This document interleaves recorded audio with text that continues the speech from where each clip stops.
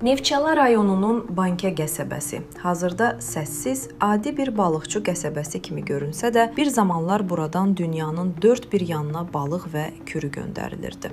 Hər şey 1842-ci ildə Tatar Məhlə kəndində məşhur Burji Promissel balıq vətəgəsinin yanması ilə başladı. Bu hadisədən sonra balıq emalı Bankədə mərkəzləşdirildi. Zamanla burada buzxanalar, anbarlar, su çənləri tikildi və nəhayət 1898-ci ildə Bankə balıq kombinatı fəaliyyətə başladı. Bu kombinat təkcə Azərbaycanın deyil, bütün regionun balıq sənayesinin mərkəzi oldu. Kombinatın məhsulları, xüsusilə də məşhur qara kürü, dünyanın bir çox ölkəsində tanınırdı. Kombinat əvvəlcə neft milyonçusu Hacı Zeynalabdin Tağıyevin, sonra isə Sovet dövründə Sergey Kirovun adını daşıyıb.